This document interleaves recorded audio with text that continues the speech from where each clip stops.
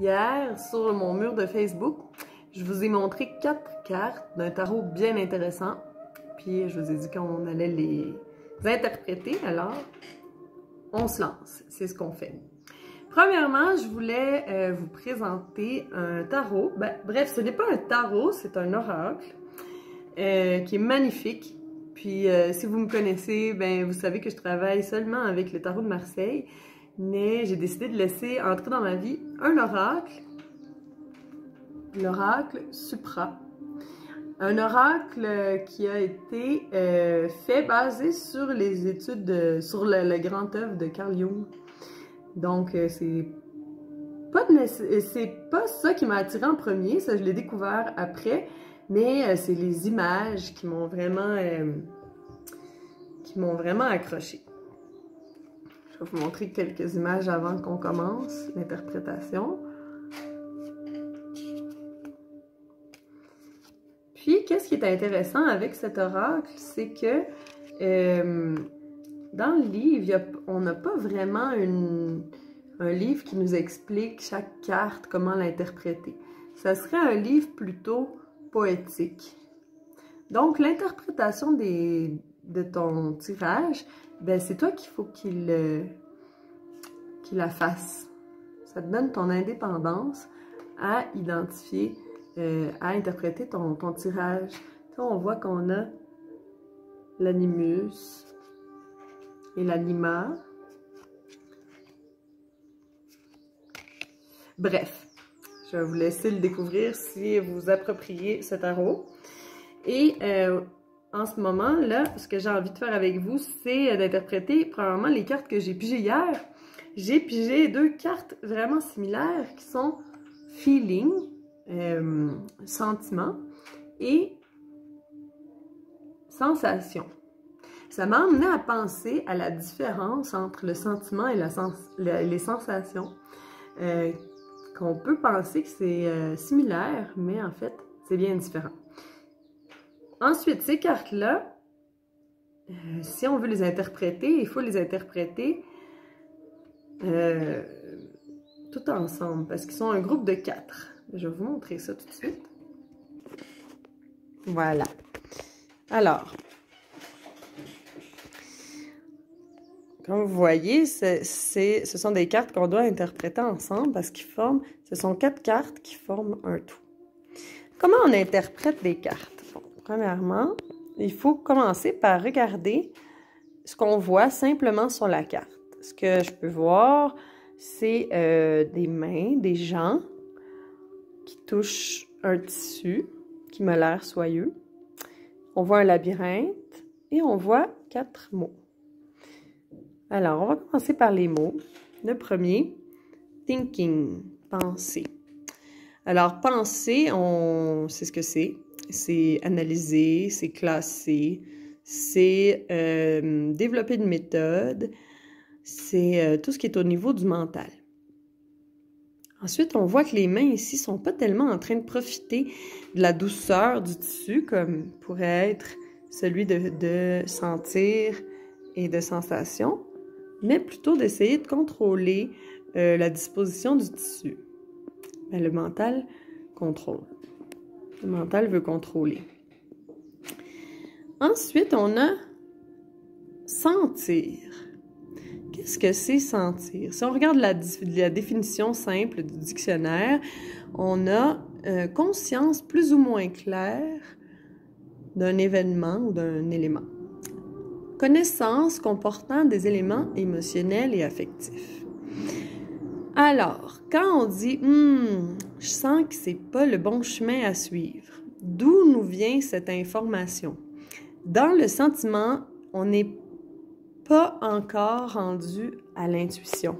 On est dans le sentiment. Je sens que c'est pas le chemin à suivre.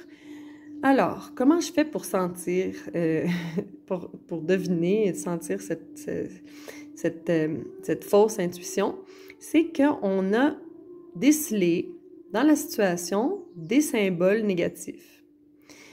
au niveau de l'inconscient. Alors, sans avoir la conscience d'avoir emmagasiné des symboles, ben, on a vu des symboles dans la situation qui nous ont fait croire que ce n'est pas le bon chemin à suivre. Peut-être un regard, peut-être une couleur, peut-être... Vraiment, là, ça peut être un symbole qui est très, très...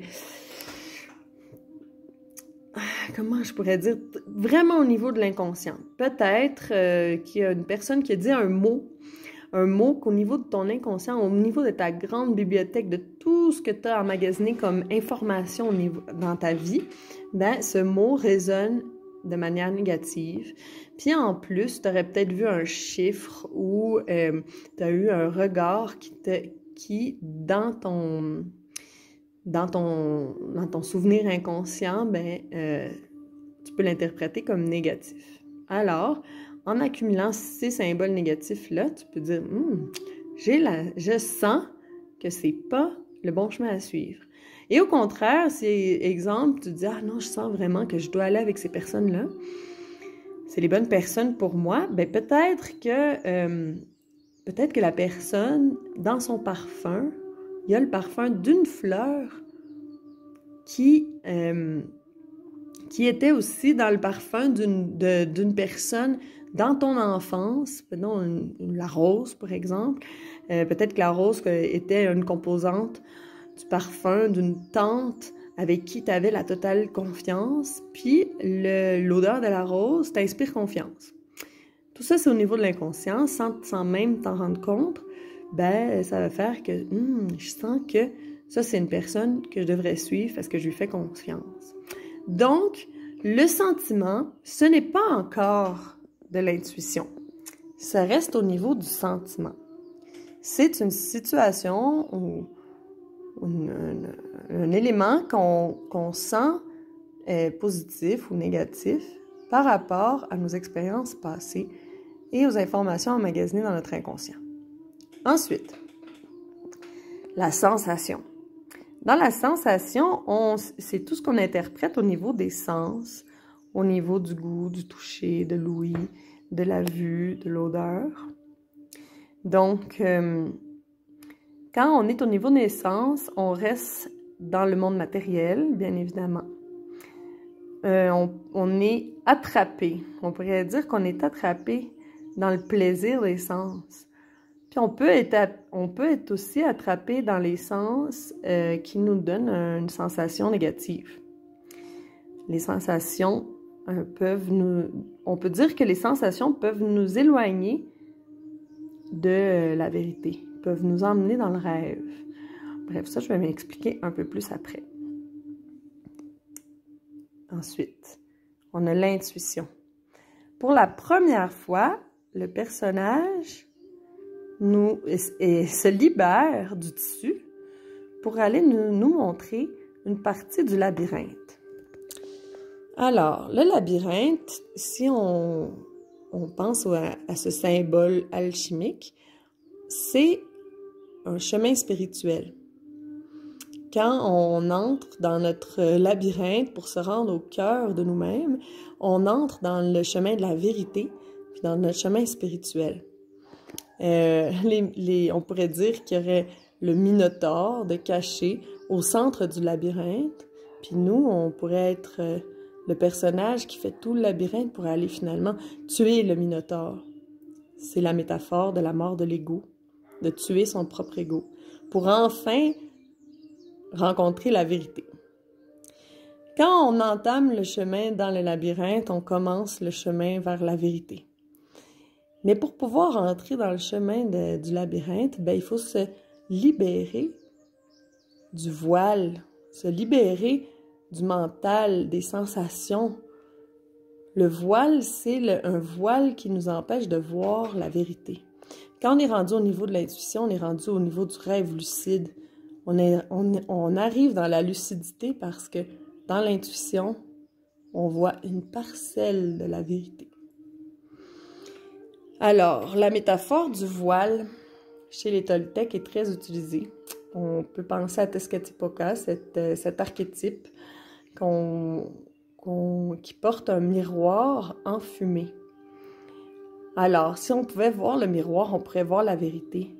Mais il y a un voile de fumée qui nous empêche de voir la vie.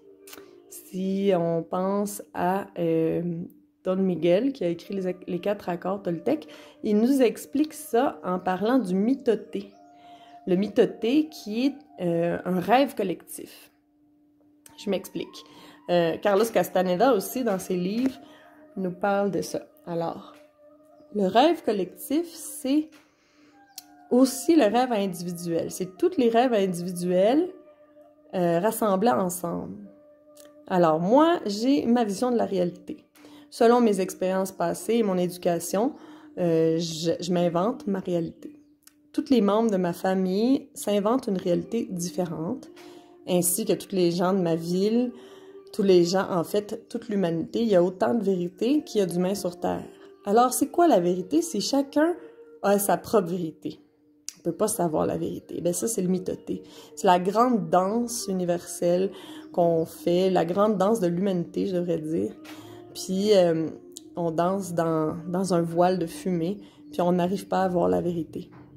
Puis si on arrive à se libérer de l'emprise des sens et du mental et des sentiments basés sur des interprétations affectives et émotionnelles, ben on commence à pouvoir entrer dans le labyrinthe de la vérité pour arriver enfin au cœur de soi-même.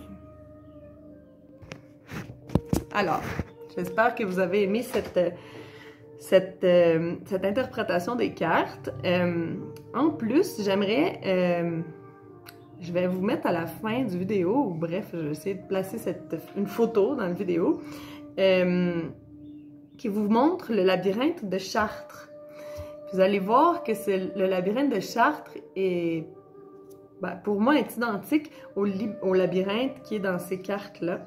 Et le labyrinthe de la cathédrale de Chartres en France est un labyrinthe alchimique et que j'ai eu la chance de faire, de pouvoir faire le chemin de ce labyrinthe. Et au niveau énergétique, quand on fait ce labyrinthe, ben, il se passe des choses bien spéciales au niveau du subtil. Puis, ouais. Alors, le symbole du labyrinthe est un symbole très intéressant. Puis, je vous laisse sur une image du labyrinthe de Chartres.